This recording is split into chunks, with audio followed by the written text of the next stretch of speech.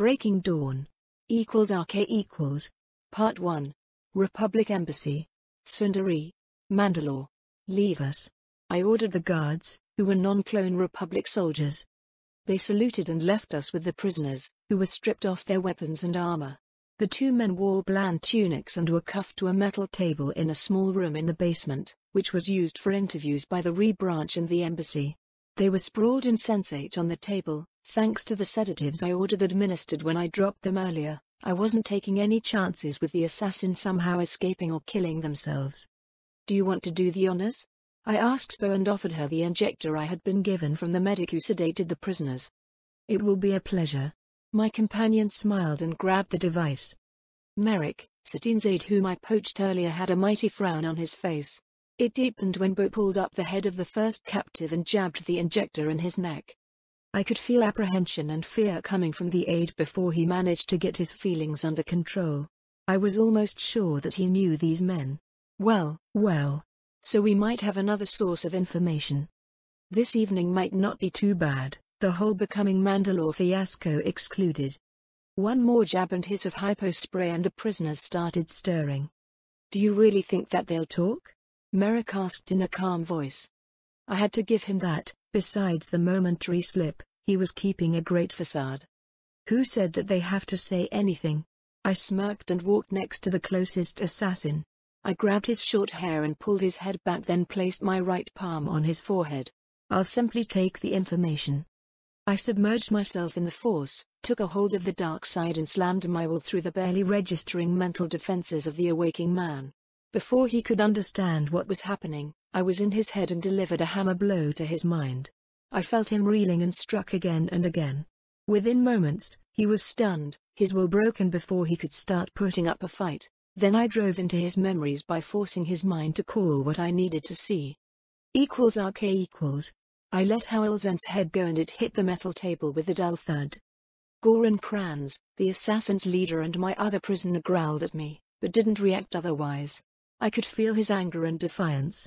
There was no fear. He was either exceptionally brave or an idiot. Merrick, on the other hand, was scared. He had to be wondering what I got from Zen's mind before the warrior's brain became a mush under the strain of my assault. Next to the aide, Bo-Katan was observing me. I could feel a mix of curiosity, grim satisfaction and mild disapproval coming from her. While most Mandalorians were practical people, they were never thrilled by the mind games a Sith could play if he had the skill and power to back it up. "Merrick, tell me, how long have you been a Death Watch sympathizer? How long have you been aiding them and their separatist friends?" I raised an eyebrow at our guest. His face featured more than a few times in the memories I tore out of Zen's head. "What? That's preposterous," Merrick snapped. "Your emotions are betraying you, kid." I smiled as his fear spiked. The aide tried to pull something from under his ornate robes. The moment he started moving, I slammed him in the nearest wall with a telekinetic strike. An instant later, Merrick was looking at one of Bo-Katan's heavy blasters, which she shoved right under his nose. "He's been assisting Satine for years." Bo shook her head. She obviously had no idea. The disappointment towards her sister Bo felt had an almost physical presence. "At least he should have some useful info. Please make sure that he doesn't do anything dumber." I carefully patted Bo's shoulder and turned my attention to the other prisoner. "Goran from Clan Kranz." I shook my head at him. My voice was sad and I used the same tone I would if I was scolding a child. "Did you really think that your little attack could harm a Sith?" I asked. Well, the answer was obvious, unless he was working under a flawed intelligence. The assassin simply glared at me and refused to speak. So brave. So defiant. It would be commendable if he wasn't a common criminal. My lips twitched in disgust. That man was the closest thing I'd met to a real Mandalorian warrior beside Bo-Katan, and he was content with being a two-bit gangster. The same could be said for his squad, at least Locke though so. Kranz snorted, but otherwise remained silent. I really hoped that the rest of the Mandalorians were head and shoulders above this lot, because otherwise my decision to become Mandalore would be one of my biggest mistakes ever. I shrugged and stalked towards the assassin. It wasn't like I had time to properly interrogate him, so it was going to be a mind rape again. A few minutes later it was all over.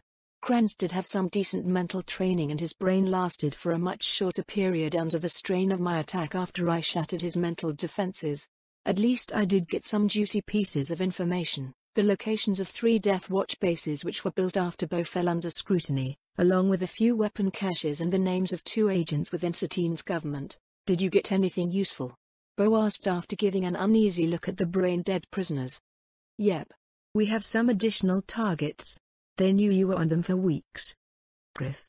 Bo snarled. They wanted to see who I was working with, didn't they? Yep.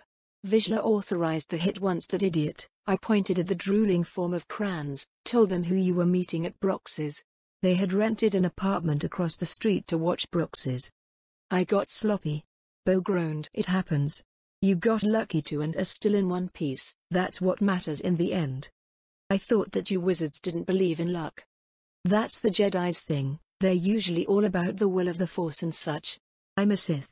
We criff what the Force wants if it doesn't suit us, and we make our own luck. What about this piece of trash? Bo pressed her blaster in Merrick's face.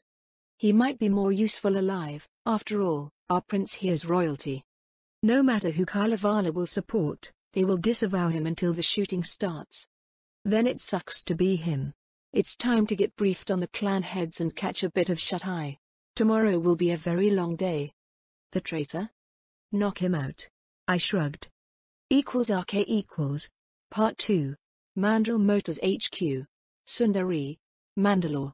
Arranging a meeting with Mandal Motors CEO turned out to be rather easy. A call from the embassy, right after a few suggestions from the current government, who were one of the corporation's major clients, were enough to open the door. Getting there went without accident too. The Death Watch were apparently laying rather low after yesterday's incident, while Vizsla and his spin doctors were doing their best to paint the assassins as a rogue group. He might have wanted to sing another song, but his people failed, so not only did they paint their organization as a bunch of murderous lunatics, but what's worse, incompetent ones. Further, Satine had announced that she would be making a speech concerning every single Mandalorian at noon. Hopefully, she wasn't going to criff it up. However, those were concerns for another time. I glanced at Bo, who was my designated companion/advisor for all things Mandalorian. She was wearing her Death Watch armor, however it was repainted. There was no sign of that organization's markings on her apparel. Instead, she was wearing an urban camo pattern. We discussed it and decided that until we could clear Satine's reputation and by extension that of their clan, it would be unwise for Bo to wear the Kree's colors, no matter how much she wanted to. We arrived at the corporate HQ shortly before 8 in the morning, flying one of the embassy's speeders, and landed in a private docking bay which was near the top of the tall building. Mandal Motors' seat in the capital was a large, broad skyscraper, which almost touched the ceiling of the biodome covering the city. The building was in the form of 3 towers glued next to each other. The eastern was the shortest, about 40 floors tall, the western was the middle, about 80, and the last towered above its siblings and was twice the height of them combined. When we disembarked, a squad of armored guards met us and escorted us to the CEO's office. When we reached his floor, the head of security was waiting for us with 20 more heavily armored men and women. "I'll have to request your weapons, General." "Ma'am," the Mandalorian woman stated. I glanced down at my armor and the various built-in weapons. A few personalized suits made almost up to the standards of my old Great War Era one, finally were completed and shipped to Chimera. Just a few days after my part on the ground there was concluded. Talk about great timing. "Unless your boss wants to see me naked, that won't be practical." I nodded at the built-in dart launcher in my left arm guard, the vibroblade under it, its twin on my other hand, as well as a few other nice toys. The head of security stared at me for a moment and pressed a button on her left arm. The light in the ceiling above us flashed, emitting a wave of blue light. The scanner beam passed over us a couple of times, before the light turned red. An unpleasant beep emanated from the ceiling. "You were supposed to be here for a talk, General," the woman snapped. "I am." I waved at myself and Bo. "This is a simple precaution if the Death Watch tries to kill us again in a public place." "There's no Death Watch here." "Good to know." Not that I was going to take her word for it even if it was true. The last time I checked, a warrior meeting a Mandalorian clan leader unarmed and unarmored would be considered an insult considering the business we're here to discuss. That stopped the woman short. She and the rest of the security stared at me for a long moment. There were very few ways my words could be interpreted by a Mandalorian knowing their history and culture. "I see," the head of security muttered. She stood still for a few seconds, probably using her comm with the external speakers cut off, which would ensure we would hear nothing of what she was saying. "You're cleared to meet the CEO." The woman gave us a Mandalorian salute, a fist thumping her armor over her heart. A moment later, the security guards relaxed, took positions along the walls and saluted as well. That was a very interesting development. While the guards wore only Mandalmota's symbol on their grey armors and no clan markings, the way they reacted outright said that they were Clan Yomaget men and women, protecting their leader. That wasn't really a surprise. A man of the CEO's station would be best served if he was kept in one piece by his own clan's warriors, if he had enough of them willing and able to do so. I returned the salute and Bo followed suit. I could feel that she was mighty pleased by this development. This show of respect was dedicated for a clan leader or warriors who had covered themselves with a lot of honor and glory. It wasn't something that one of Satine's supporters would have thought to show to anyone, nor a lot of those aligning themselves with Death Watch and the CIS. The head of security, who still hadn't introduced herself, and no one had bothered giving me her name during the briefing I got on Horus, waved us to follow. She was scanned at the end of the corridor, which ended in an armored door. The woman removed her right gauntlet and placed her bare hand on a security panel to the right and quietly whispered a series of override codes. Only then the armored doors slid open to reveal a large and tastefully decorated office. The walls were lined with pictures of various vehicles, from speeders and fighters up to and including massive battleships. I saw a few of the cruisers the Mandalorians used in my time and smiled at the memory. There were 6 columns flanking a marble pathway leading towards a large wooden desk. They were almost a meter broad each and made a nice cover. I had no doubt that there would be weapon emplacements inside. Between the columns, I saw statues of Mandalorian warriors clad in different armors, from light recon suits to bulky assault plate that could shrug off heavy blaster fire. Horus Yomaget stood up to greet us. He was a short man, barely a bit over 170. He had a crop of brown hair that was just growing on a previously shaved head. Horus wore a 2-piece black suit. "General Delkatar Vale and Bo-Katan Kryze. To what do I owe this honor?" Horus asked in a strong and clear voice. His intense pale eyes studied us as we approached. When we reached the pair of chairs in front of the desk, I stood at attention and gave the man a Mandalorian salute. "Clan leader Yomaget, it's an honor to meet you." A very old-fashioned greeting. Horus trailed off. "There are few besides my clansmen who would greet me that way.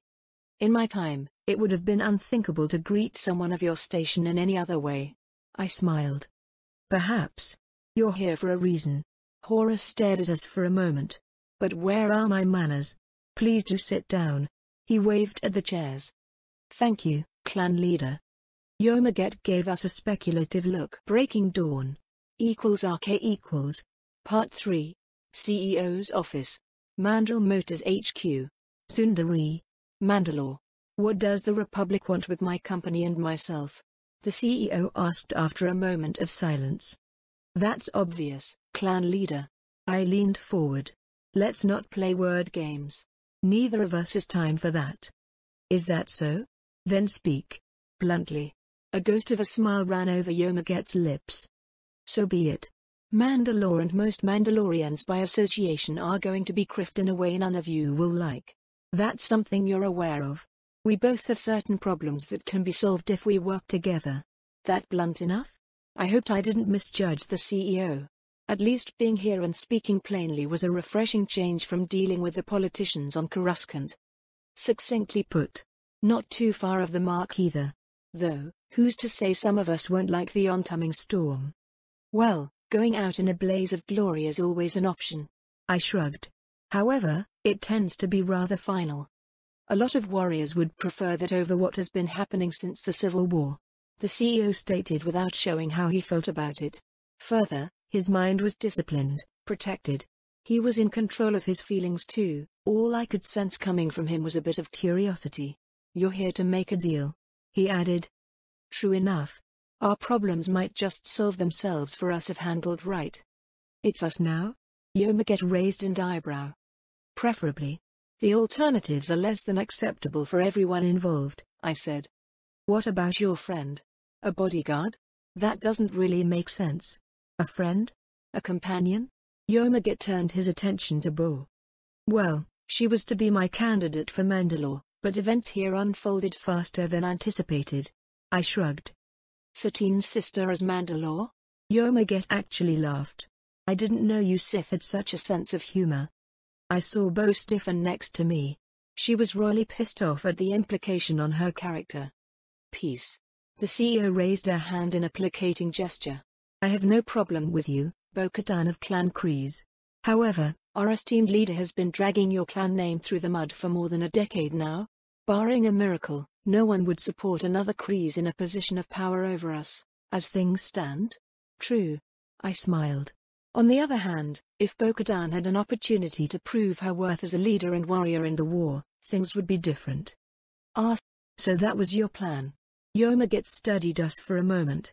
It might have even worked, though I have my doubts. Satine has poisoned your clan name among certain circles. He nodded at Bo, who did a decent impression of statue made of Durus steel. I had to admire her self-control.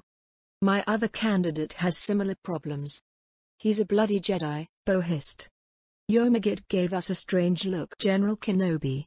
His girlfriend is Mandalorian and he's likely to concede becoming a part of the culture. I added. The negotiator? Well, he's a warrior of some esteem and he has covered himself with a lot of honor and glory. Yomaget nodded. However, he's a Criffing Jedi.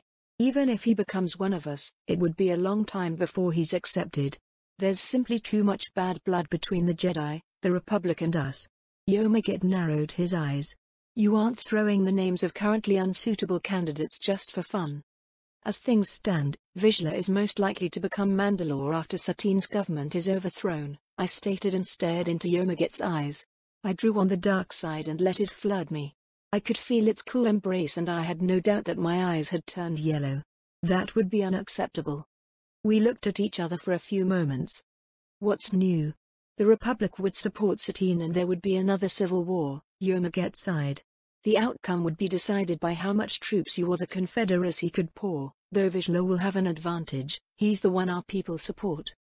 Incorrect. I smiled coldly. We won't be supporting the new Mandalorian government. They're useless to us. There are two outcomes acceptable for the Republic. Either Mandalore becomes a firm ally with someone acceptable in charge or I will eliminate it as a threat. Yomaget stiffened. Finally I could sense his feelings, only an incredible level of self-control allowed him to remain still and appear to ponder the situation. In fact, the man was furious. I should have seen that. His lips twisted in something that resembled a smile. If you squinted real hard, that is. I just said that there's a lot of bad blood between us, didn't I? The last few months changed the Republic. I shrugged. It's no longer business as usual. I can see it in your eyes. You would glass my world and love every second of it, won't you? Yomaget sounded detached. I am a Sith. It comes with the territory. I narrowed my eyes. He was probably considering his chances to take me out. I was sure that there were built-in weapons around the room and his guards were moments away. They weren't going to be enough if things got ugly. Hopefully, it wouldn't come to that. After all, I didn't come here to fight, but to deal. You didn't come here to gloat. I'm sure you won't suggest making me Mandalore either. While I've been running a rather profitable business and I'm a respected clan leader, I haven't proven myself as a warrior in a long time. My name isn't covered with honor and glory. The only one who could fill the bill is Vizsla. Yomaget trailed off. What do you want from us? We would fight against anyone who would try to break us, but that doesn't mean much. Both you and the Confederacy have more than enough troops and ships to simply bury us. What I need is a Mandalore I can be sure won't backstab the Republic at the worst possible moment, I sighed. My best candidates would take months of leading soldiers in battle and distinguishing themselves before anyone would accept them as possible leaders of the Mandalorian people. We already covered that. Yomaget muttered. Indeed. That was a problem. I don't want to destroy your people, clan leader, even if I would enjoy the challenge. Fortunately, Bo-Katan here had a brainstorm last night. I nodded at my companion, who was still pissed off. The CEO looked at her. This is going to be good, I just know it. His eyes turned on me. Really? That's the grand idea, that's supposed to solve all our problems? All reasonable candidates either don't have the clout for the position, are my enemies or likely to become such. My enemies don't live long. Well, that was a lie. There were a few Sith Lords that took years of scheming, planning and undermining of their power bases to take down, though the Mandalorians of today really didn't measure by that standard. Hells, no one really did. How do you expect to pull off such a stunt? There was a genuine curiosity in Yomaget's voice, though I could still sense his anger. With a lot of help. Why would I support such a crazy scheme? Why would I choose a Mandalore who would destroy my people if they're an obstacle? The clan leader asked. I smiled. =RK=. Part 4. CEO's Office. Mandal Motors HQ. Sundari. Mandalore. Well, you want to speak frankly. There are two kinds of reasons why I want to be Mandalore. It's the same about why you might want to support my bid. I'm all ears. Yomaget snarked. The strategic ones. I would rather prefer to have your people as my allies. I know exactly how dangerous the Mandalorians are once you get going. While you're small in number compared to the armies that are fighting right now, you're much better trained than what the Republic could get on the field in the next few years besides the clones and certain formations from various member worlds. That's a rather charitable view of our capabilities. The CEO frowned. It takes months to properly train a soldier and they would still be green. Further, that time can't be really cut. Many Republic worlds and systems are sensitive to casualties. Sending new units just to be chewed on the front would backfire spectacularly. That's not an issue for the Mandalorians. You have a core of trained and a lot of experienced warriors. Enough for at least a couple of small armies and a significant number of special operations groups, I stated. That's true. I'm well aware how certain of our friends within the Republic would react to high military casualties amongst units drawn from their people. However, no matter how good we are, we Mandalorians aren't expendable either. Why should we die for the Republic or for the Confederacy for that matter? Good questions. The simple answer is one you know. As a people, you won't be given a choice. Yomaget sighed and I chuckled. I see. There are clan leaders banking on the Republic being the good guys to avoid the war or at least try it until you were ready to make a choice. Am I right? Correct. We aren't ready for war. Not at this scale anyway. In a year? Perhaps 18 months? That would be different. Well, time's up. Both sides want you and none of us will be taking a no for an answer. Why should we choose you over the Confederacy then? You appear to be the two sides of the same coin. There's one major difference. I had a lot of good friends who happened to be Mandalorians. I would loathe to see their people destroyed by my hands. Yet, I'm a Sith warrior. I would love the challenge. I smiled sadly. Why should you support me? I can give your people a future. I can give them a cause to rally behind. What's the alternative? You can support a two-bit thug like Vizsla and his gangsters. That's true. Where's the honor in that? That's rich. A Sith speaking about honor. Yomaget glared at me. I do have honor, clan leader. True, its form is different than yours, but that makes it no less real. I stood up. Do you? You came into my office and gave me what amounts to an ultimatum. The CEO snapped. I merely stated the facts and they aren't pretty. I shot back. I didn't create this situation, clan leader. Yet, instead of choosing the simple, the easy way, I'm here seeking a way to keep the Mandalorian people whole. A way to raise them into the exemplar warriors I was honored to call comrades. I took a deep breath. Don't mistake me, clan leader Yomaget. The best course of action for me personally would be to burn Mandalore down to the ground, to scatter your people and ensure that they would never become a threat. Instead, I'm trying to help you all, and by doing that I'm risking everything that I've achieved since I found myself in this criffed up beyond belief future. I'm doing it because of Stephen Ordo, Mandalore the Dauntless, a friend that has been dead for 4 millennia. I do it because of every single Mandalorian who fought beside me in the Great War. Good. Yomaget smiled. You have the fire that a true Mandalore needs. Still, you haven't told me why I should support you. As you keep pointing out, we aren't your people. You aren't a Mandalorian. If we're to be ground to space dust in this war, why should we choose to do it beside you? True, I'm not a Mandalorian. Yet. I looked at Bo, who smirked. He owes me a sparring match before that. Her own smile was a vicious thing. It made my blood race. Answer me. The clan leader spoke quietly. All trace of amusement or any other emotion was suddenly absent from his tone. I have a vision for Mandalore and its people. I can give you our honorable cause. I can help you be great once again, and not like a bunch of marauding thugs, but as honorable warriors who would be example for everyone in the galaxy. I can offer you glory and a part in the greatest war in 1,000 years. I can offer you allies and technology. All I ask in return is that you fight beside me. That you make me and my old friend proud. Nice little speech. I want to hear facts, Yomaget stated. I gave him a genuine smile and pulled a data chip from a compartment in my left arm guard, then floated it until it was hovering in front of the CEO.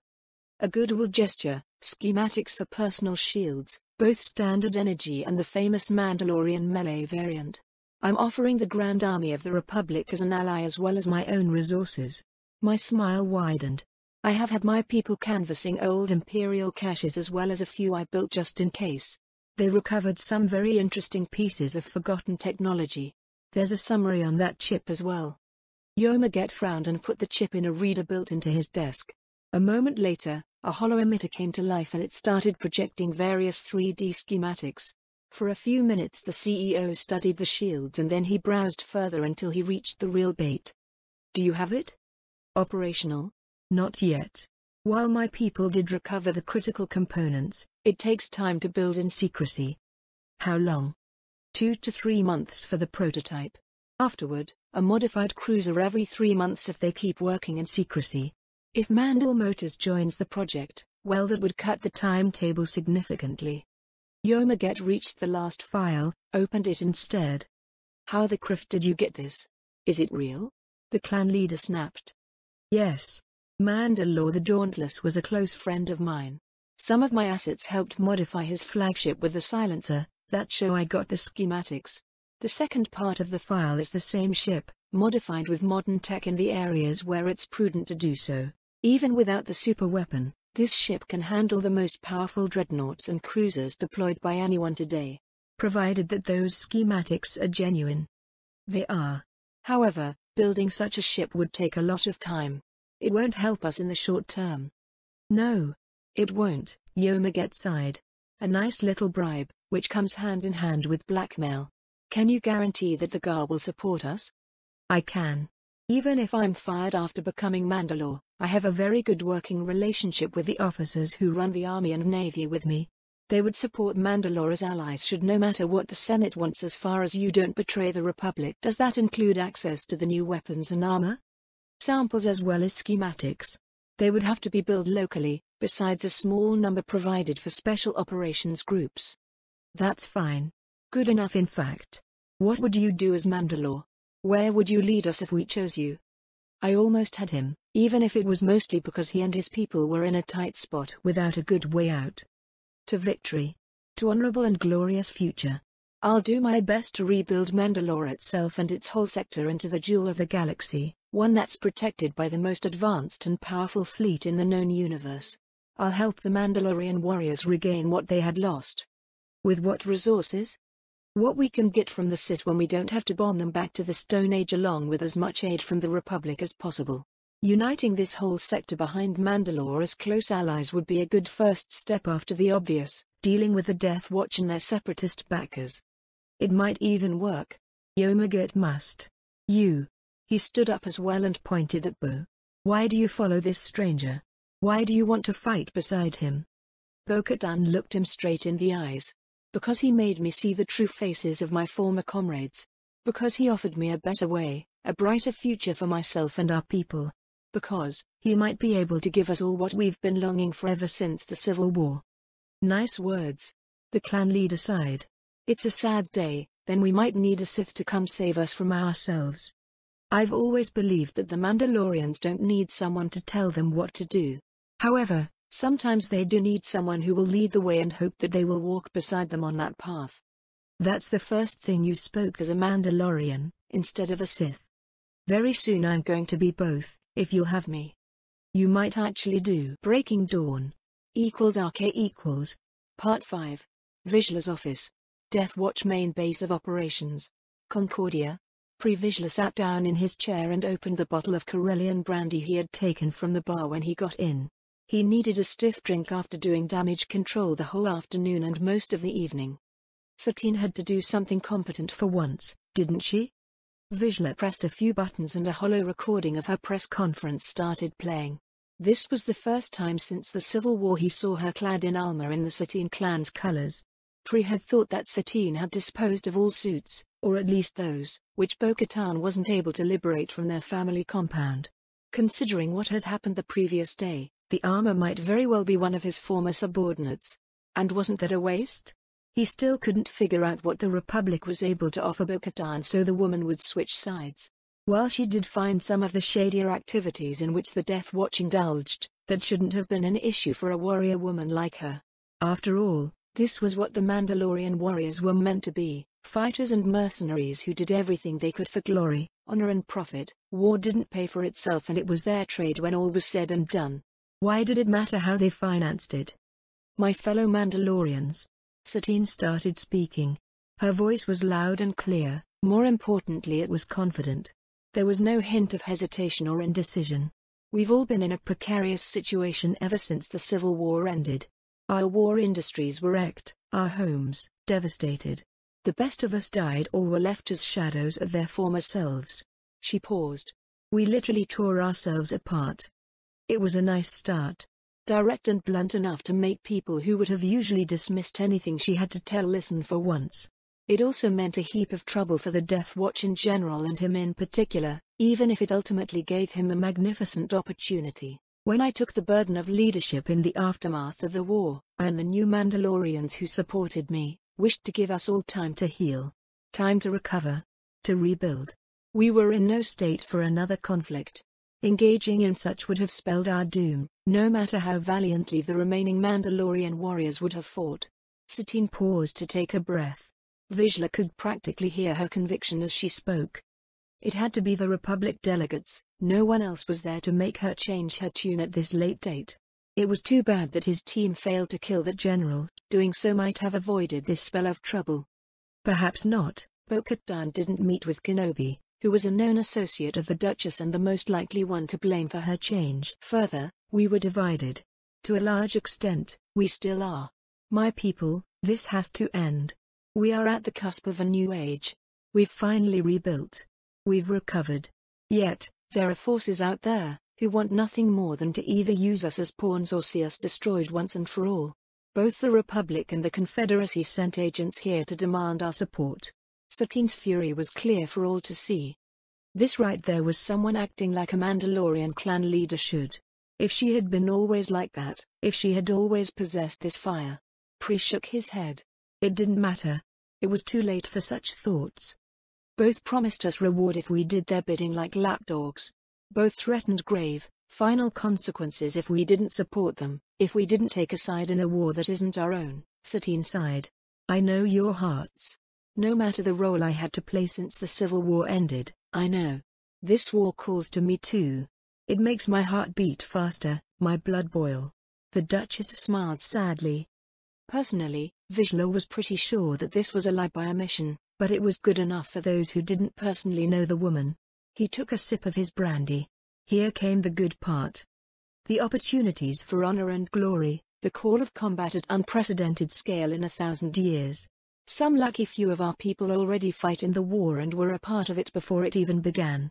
There are those who are contracted to train the Grand Army of the Republic. All of them are Mandalorians who are coming back home as we speak. There are the mercenaries fighting for either sides. Yet, there's one big difference between those warriors and the rest of us. Satine glared at the camera. There was nothing faked about the fury she displayed. They chose which side to fight beside. We aren't allowed to do so. We weren't contracted as mercenaries or approached as allies. Our allegiance was demanded. That was true as far as the CIS went. Vizsla had talked with their representatives and suggested it himself. It was meant to expose how weak and ineffective Satine was, so once he got power he could officially negotiate the terms he had already agreed on with the Confederacy. However, the Republic representatives making similar demands, well, that was a surprise. The Jedi wasn't the one behind that, though he could see Kenobi's hand in boosting Satine's confidence and making her show to everyone that she actually had spine. It was ironic. If she had always been like this, Mandalore would have been a different place. Hells, he might have been on her side even. Unfortunately, he knew the woman. He knew that a lot of the details in her speech were warped at best. This was a plot with a certain aim. The other Republic General, Vale, meeting with clan leaders all morning was a dead giveaway.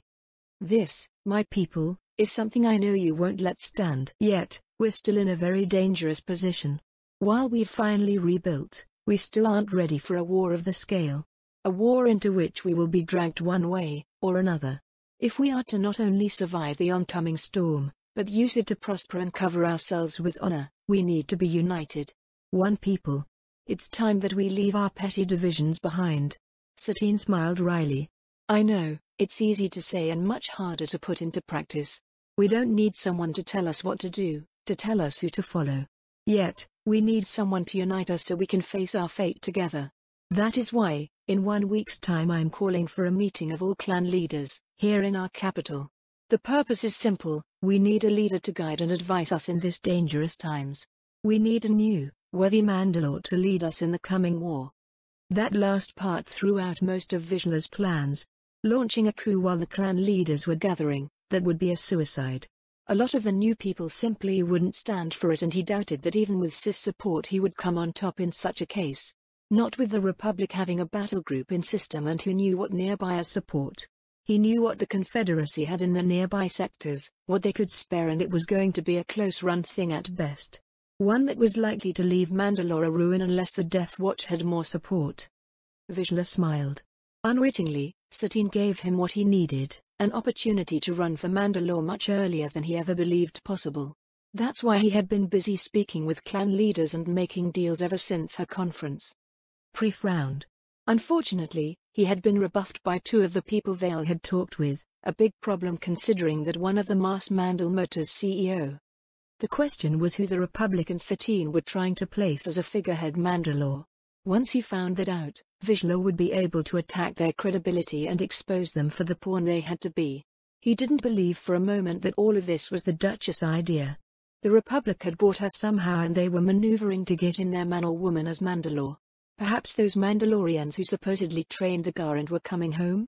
The Republic candidate might be among them, though with no one having heard about who they were or what they did since the Civil War ended, he doubted that one of them could be elected.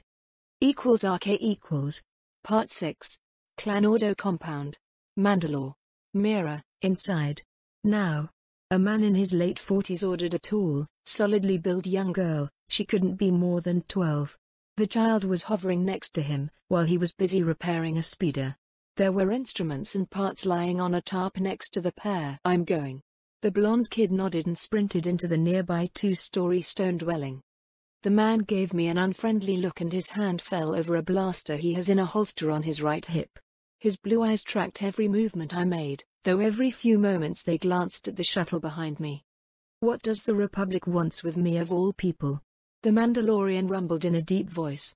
He straightened up and moved a step back, so if something happened he could have a better chance to use the speeder for cover. Colordo? I asked.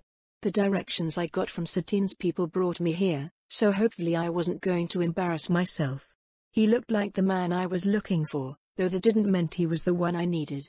According to the records back in the capital, Cole hadn't officially confirmed his status as a clan leader. Who's asking? General Delcatar Vale. Are you Cole, clan leader of Clan Ordo? I asked again. I'm Cole. I'll repeat my question, what do you want with me? Ordo grumbled. Not a social person this one. To talk. The last people who wanted to talk threatened my daughter. Cole glared pure murder at me. I see Death Watch was here before me. Maneuvering to make Vizsla the next Mandalore, aren't they? It was inevitable after Satine's speech yesterday. Still, trying to blackmail one of my friend's descendants, no matter how far removed. That shouldn't really matter, not after that long, yet. It hasn't been 4,000 years for me. A year ago, I was carousing with Stephen, shortly before I headed to join the fleet at Korriban and ending in the future. I closed my eyes and I could almost hear Stephen and Mako laughing. You're to blame for that, I gather. It's no coincidence that they visited me this morning and you arrived just a few hours later, isn't it? Cole asked. While my actions might have led them to search support for Vizsla as Mandalore, the way they went with it, well, it shows their true colors, doesn't it? I smiled. Are you going to support him? Hell no. We're leaving in a few days. The man's glare intensified and his hand closed over his blaster. I see. Can I persuade you not to? For Mandalore and sticking it to the bastards? Cole's eyes flickered to the house and his face settled in a deep scowl. Why should I care? Besides, what's to you? I still owe more than one to a friend of mine, a Mandalorian of your clan. Considering that he's in no position to receive my assistance if he needs it. I shrugged. Dead? Even a Mandalore doesn't live for thousands of years. You're that man who claims to be a Sith, from the past no less. Cole's eyes narrowed even further, becoming slits. Darth Vader no less. Oh, so you've heard of me. I grinned. That was the wrong thing to say. The hostility I was feeling from the man suddenly skyrocketed. I drew on the force just in time. Order drew his blaster almost faster than normal eyes could follow and opened fire. I moved an instant before he did and raised a hand coated with force energy and slapped the blaster bolts aside, before pulling the gun from the man's grip. Cole tried to roll away, but before he could finish diving I froze him in place with my power. Was that really necessary? I'm here to talk, damn it.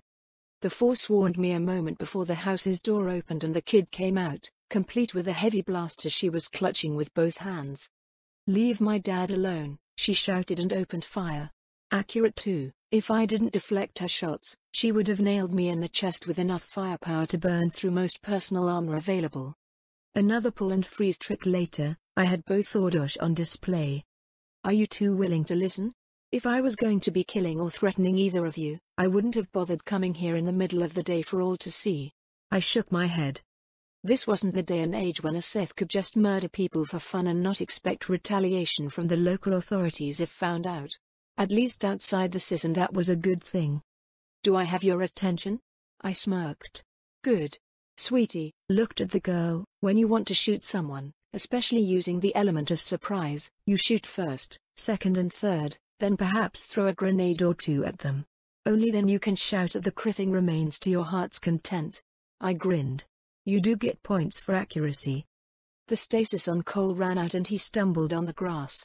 I froze him again just in case and walked next to him. Can we talk like civilized people and a pissed-off Mandalorian girl, or do you want further demonstration that I'm a criffing Sith? I asked and raised a hand in front of Ordo's face so he could see the torrents of purple energy dancing between my clawed fingers. It's getting irritating that people refuse to accept that I'm Delkatar Criffing Vale, Darth Vader, the Dark Lord of the Bloody Sith, the Black Knight.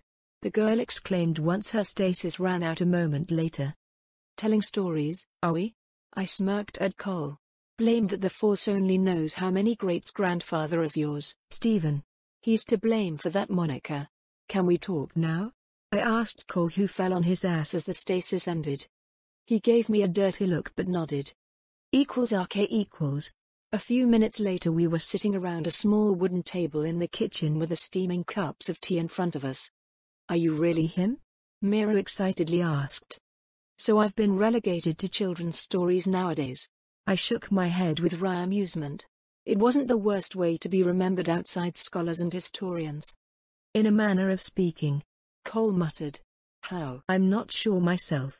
One moment I was in a fight above Korriban, during the Republic's last-ditch offensive before we were about to hit them with everything we had. Then one fool activated an experimental superweapon when his flagship was about to be overwhelmed by an enemy cruiser squadron. I blacked out and the next thing I knew I was in a different star system in what turned out to be the future. I shrugged. My presence being the will of the Force would have to do. Huh? It's a strange galaxy out there. Ordo shrugged. Why do you want me to support for Mandalore? Mind you, I'm not agreeing to anything. The Death Watch flunkies told me that the Republic is trying to place a figurehead as our leader. Good. I grinned.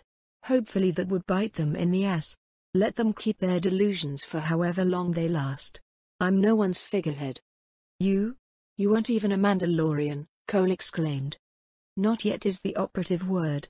There's this woman, who insists on a vigorous sparring match tonight. Her grandmother was an Ekani, you see. I smiled. It was going to be an interesting evening. Depending how it ends, there may be a wedding in a few days. A Mandalorian woman, eh? Mako's diaries and the few of Steven's personal accounts that survive indicate that they tried to hook you up with one of ours in the past. I wasn't really interested then. I already had a long-term paramour. Shortly after her death I met the woman who became my late wife. I read about that. Nasty business. Cole stiffened and gave me a searching look. It's no secret that the Black Knight's wife, Ashara, was murdered by the Jedi. Yet, you work with them? True. I frowned. Everyone who had anything with her death is dead, most by my hand, though a few got lucky by me ending in this time. Today's Jedi Order and Republic. They're both different beasts. The organizations I had a vendetta against are long gone. Who's the woman who have set her sights on you? Mira grinned. Bo-Katan Kryze. The Duchess' sister? Cole raised an eyebrow at that. Former Death Watch member too, until her former friends tried to have us assassinated 2 days ago. I heard about that bit of excitement in the capital. Hard not to. As you know, blowing bars with the patrons inside is frowned on here. Incompetence too, and the Death Watch are guilty of both and more. I'm pissed off at Vizsla and his thugs, but... Cole trailed off and glanced at his daughter, then looked me in the eyes. It's a lot you ask, not just personally. What would you do if you somehow become Mandalore? Why do you want the title anyway? From what I gather, you're practically in command of the Republic's armed forces nowadays. Becoming Mandalore is likely to remove you from that position, or at least significantly decrease your authority and actual power. True. If I was a typical Sith, it would be a no-brainer. I smiled sadly. There were few people who did more to keep me sane-ish and reasonably stable in hell that was being a newly minted apprentice in the Sith Academy on Korriban. Once my first master pulled me out of that hellhole and started using me as an errand boy and hunter to Sith shock troopers who had lost it thanks to the substandard training at the academy, one of my first assignments led me to Nal Hutta, where I met him and Mako. That was shortly after their team for the Great Hunt was assassinated. Long story short, I owe them both more than I can ever repay. They and a friend I picked up years later are the reason I regained some of my humanity and didn't end as a typical Sith. Mako wrote something like that. I don't think that there are many people who know about it after all these years. What the Jedi have on me doesn't mention it either, I chuckled. Ironically, they're the only people who know and believe the truth. It's rather implausible. What was the first idea? A dark Jedi with delusions of grandeur? Cole looked at his daughter. Yep. She grinned. The holonet is aflame with speculations about you. The latest consensus is that you're your own clone, Mira laughed. Well, it makes more sense than the truth. I smirked. Let them flounder for as long as they would. Being underestimated gives me an advantage. To answer your question, I owed a lot to Mandalore and I would hate to see his people destroyed. That bad? Satine didn't lie yesterday. The Senate wants the Mandalorian problem solved and many would prefer that this world burns instead of gaining the Mandalorians as allies. There apparently is much more bad blood than I remember. True. We kept finding ourselves and the Republic on different sides of various conflicts for a long, long time. Cole nodded. That still doesn't explain why should Clan Ordo support you. While today it's just the two of us, he nodded at Mira, our name still carries a lot of influence. Unfortunately so does Vizsla's, and he does have an army of goons. Today some acquaintances arrive, the Mandalorians who trained the Gar. They will be bringing at least a few commando squads. I'm reasonably sure that we'll be able to keep Mira out of Death Watch's reach. And if I simply decide to leave as planned? Then I'll help you disappear, no strings attached. I owe your clan that much, Cole sighed. I'll think about it. Is there any way to contact you? I nodded and retrieved a communit from my belt. It's on a frequency that only Bo and me have. It's secure too.